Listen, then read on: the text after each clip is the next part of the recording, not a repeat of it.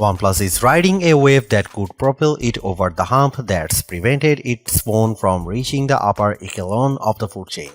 The OnePlus Open prevailed last fall in surprising myself in becoming the one best foldable phone around. Now there is a chance for the OnePlus 12 to propel the series' reputation to the next level. In my years of reviewing OnePlus phones, they have almost come up short in achieving that premier status bestowed upon the best phones. Usually, the camera performance of OnePlus flagship phones lags against its main rivals, but the OnePlus 12 aims to remedy this in a big way with an upgraded Hasselblad camera for mobile system, newer image processing, and larger sensor. But beyond the camera, the OnePlus 12 also sees the return of wireless charging, which adds to this phone's overall value.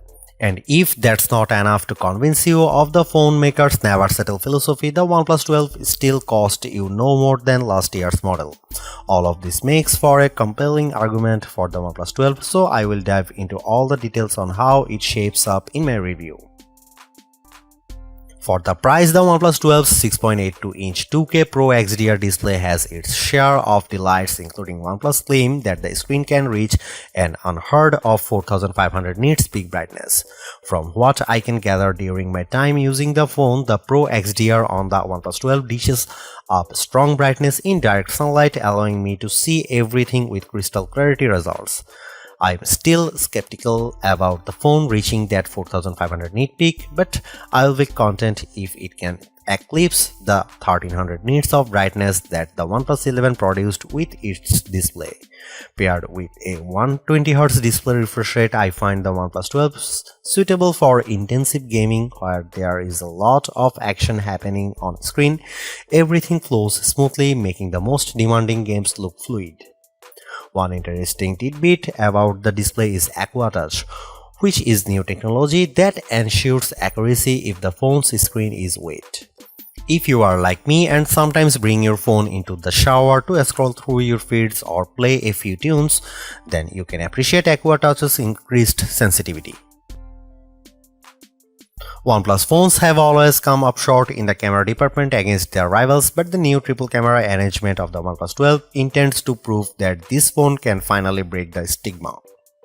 The 4th gen Hasselblad camera for mobile system of the OnePlus 12 consists of a main 50MP camera, 48MP ultrawide, and a 64MP periscope camera with 3x optical zoom. The telephoto camera is an iterative improvement over the OnePlus 11's 32MP 2x telephoto zoom, but I am happy to report that just about every performance metric around the cameras is better than before. Starting with the 50MP main camera, it produces excellent results accompanied by sharp details, realistic colors, and good dynamic range. However, I don't see a tremendous difference against the OnePlus 11's main camera when the lighting conditions are good. The 48MP ultrawide camera on the OnePlus 12 also holds up well, especially in high contrast scenes that have strong sources of light. The above photos from the OnePlus 12 and 11 shows they have evenly matched at balancing the overall exposure of the scene. The biggest improvement in my opinion centers around the new 64MP periscope camera that bumps optical zoom capabilities to 3x compared to 2x on the OnePlus 11. And the help of OnePlus 12's high-resolution sensor, images can be enlarged with a 6x in sensor zoom and without any degradation to the details. There is no comparison because the 3x zoom photos I captured with the OnePlus 12 are sharper, more detailed than the 2x zoom camera of the OnePlus 11. When I crop into the photos, I can still make out of the higher fidelity look of the 12's photos. Low light performance is a toss-up because I noticed that the OnePlus 12 has a tendency to underexpose scenes and cast a warmer color temperature compared to the OnePlus 11. You can see it in the photo. Here are some camera samples of the OnePlus 12 and other phone comparison. OnePlus certainly caters to enthusiasts because there are plenty of shooting modes and controls to access. In addition to a dedicated Pro mode that lets me adjust the shutter speed, focus, and ISO level, you also get a dedicated movie mode with a flat color profile option. Overall, the OnePlus 12 makes considerable gains everywhere around the camera to undoubtedly prove it's better than last year's model. That's a win in my book, but there is more to camera phones now than just producing the best photos. In an era where AI-assisted photo and video editing is being deployed on more phones, the OnePlus 12 misses its opportunity to get on board in this area. You won't find an AI photo features like the ones on, say, the Galaxy S24.